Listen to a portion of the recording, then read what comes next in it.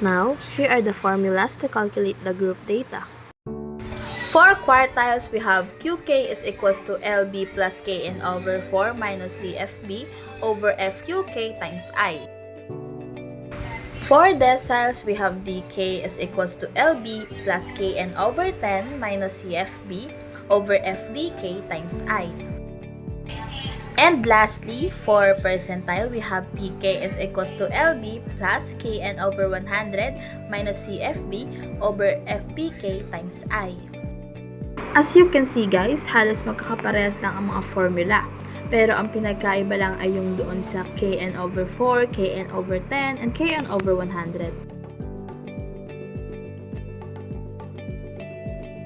So we have here example number 1. The age of 35 female, find Q2, D7, and P60. So ang general formula natin dyan ay, as what I said earlier, is QK is equals to LB plus KN over 4 is minus CFB over FQK times I. So, una natin gagawin ay hahanapin muna natin yung cumulative frequency. So, ang gagawin lang natin dito ay pagpaplasin lang natin from down to up. So, dito ay 3 lang. 3 plus 11 is equals to 14. 14 plus 9 is equals to 23. 23 plus 7 is equals to 30. And 30 plus 5 is equals to 35. Ganun lang yun. Tapos, hahanapin naman natin ay yung Kn over 4. So, ganito lang yun. So, position Q2. Q2 yung hinahanap natin, ha? I mean, dito pa pala. Yung N ay 35. 35 yung N natin dito. So, position Q2 is equals to, so, Kn over 4. Kn over 4. So, equals to, yung K natin ay kung ano yung hinahanap natin. So, ito yung K natin, yung 2. So, 2 times, yung M natin ay yung 35 times 35 over 4. So, 2 times 35 is equals to 70 over 4 is equals to 17.5. So, ito yung Kn over 4 natin. So, para makuha naman natin yung Q2, hanapin muna natin kung ano yung LB, yung lower boundary. So, since ang 17.5 ay nandito sa class na to, so ito yung Q2 class. Q2 class. Since yung 3 ay 1 hanggang 3 lang, yung 14 naman ay 4 hanggang 14, ito ay 15 hanggang 23. Nandito nakapasok yung 17.5. So, ang boundary natin, ang lower boundary natin dito ay ito. So, yung 24, ma-minusan lang natin ngayon ng 0.5.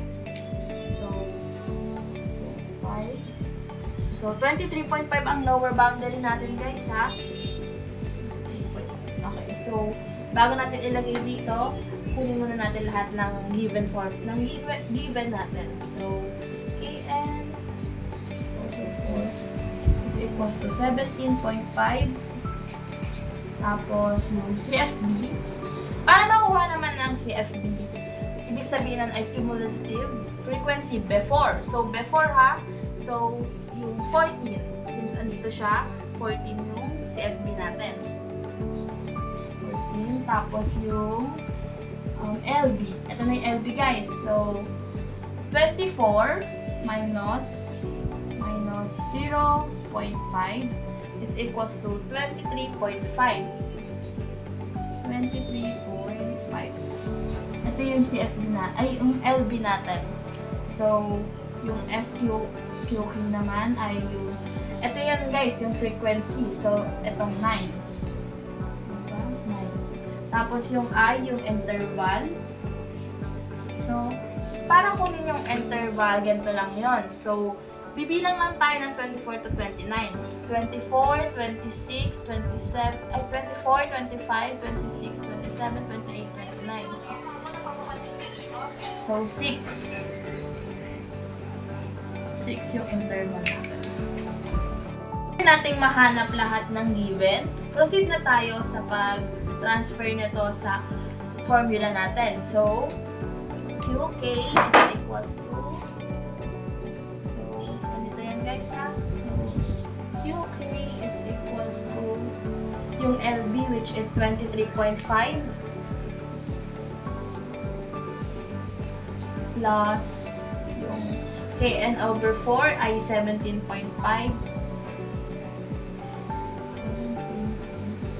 minus yung CFB natin na 14 tapos over yung FQK natin na 9 tapos yung interval na 6. So, equals to, unahin muna natin yung nasa parenthesis. So, 23.5 plus, yan na, 23.5 plus 17.5 minus 14 is equals to 3.5.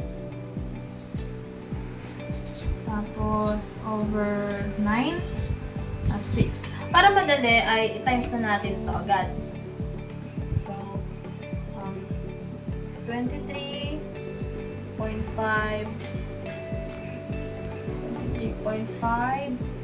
is plus 3.5 times 6 is equals to 21 over 9. And 21 divided by 9 is equals to 2. Ito guys, ito lang yan guys ha. 2.33. So 23.5 plus 2.33. Dito na lang natin lagay. 23.5 plus 2.8. 2.33 is equals to 25.80.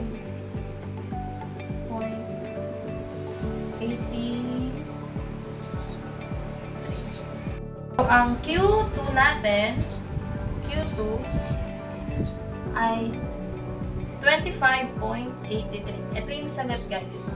Q2, 25.83.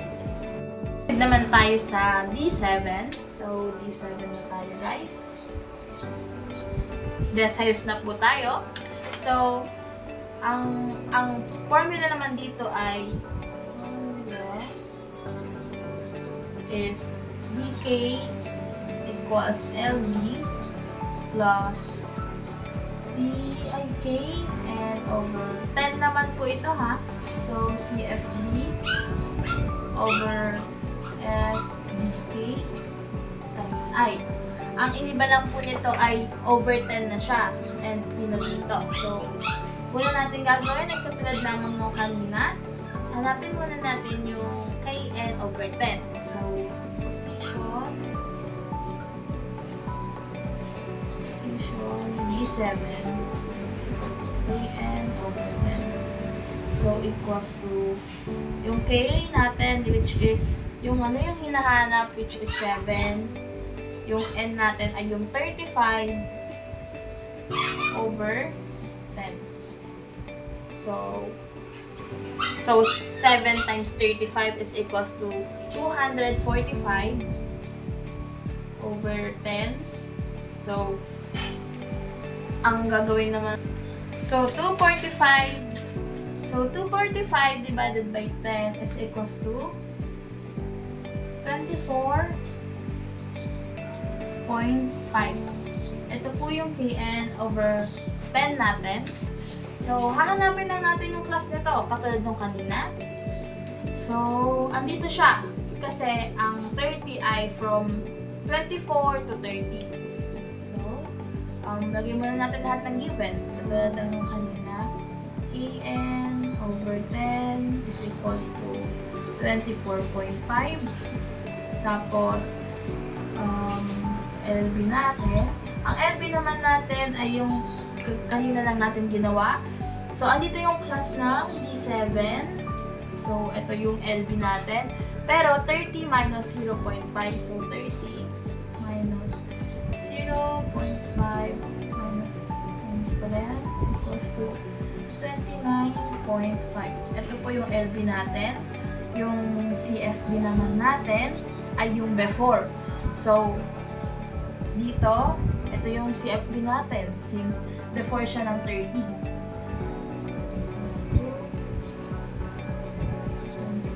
Tapos yung FDK ay 7. Ito po. Equals to 7. Tapos yung I naman natin ay ganoon lang din. 6 lang din siya since pare-parehas lang naman lahat yan. Yan. Tapos gagawin naman natin ay substitute na natin lahat dito sa formula na to. So, DK is equals to yung LB na 29.5 plus KN over 10 natin ay 24.5 minus CFB natin ay 23 over FDK ay 7 6. Ito na po. And equals to 29 plus 24 minus 24.5 minus 23 is equals to 1.5 over 7 6. Ito lang ay times na lang natin para mas mabilis. So, equals to 29 plus 1.5 times 6 is equals to 9 over 7. And 9 over 7 is equals to 1.29. Tapos, 29.5 pala to. Sorry guys, so 25. 29.5, 29.5. 29.5 po iyon, nalimutan ko lang. Tapos, equals to 29.5 plus 1.29 is equals to 30.79. So, ang D7 natin ay equals to 30.79. Ito na po yung D7 natin. 30.79.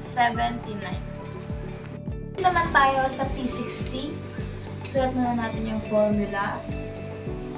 So, P60 for percentile. So, PK equals to LB plus KN over 100 minus CFB over FPKI. Iba na po ito. So, 100 na yung nasa ibaba. Ito natin yung KN over 100. So, position 60, P60 equals to KN over 100. Yung K po natin ay yung 60. Tapos yung N ay yung 35 ulit. Divided by 100. So, 60 times 35 is equals to 2,100 over 100. 2,100 divided by 100 is equals to 21. Ito po yung KN over 100. P60 class natin ay nandito. Ito po yun since 15 to 23 ay nandun yung 21. So, ulitin lang natin na ililista natin lahat ng kailangan, which is KN over 100 is equals to 21. CFB, ito po yung CFB before mag 23, so equals to 40. Tapos yung FPK na 9. And P naman po natin ay yung 24 minus 0.5. So, LB is equals to 24 minus 0.5 equals to 23.5. So, buo na po natin. Proceed na tayo sa formula. Proceed na po tayo sa pag-substitute. P60 di tayo malito. P60 is equals to yung LB natin na 23.5 plus KN100 natin is 21 minus CFB na 14 over 9 na FPK times 6. Sorry, nalimutan ko yung interval. Interval ay 6 palagi. So, yan. And 23.5 plus 21 minus 14 is equals to 7 over 9 times 6 7 times 6 is equals to 42. So, 23.5 plus 42 over 9. So, 42 divided by 9 is equals to 4.67. So, equals to 23.5 plus 4.67. Ito po. Then, yung answer natin ay dito na lang natin lagay. So, P60 is equals to 23.5 plus 67 is equals to, so 23.5 plus 4.67 is equals to 28.17. 28.17. Ito po yung P60 natin.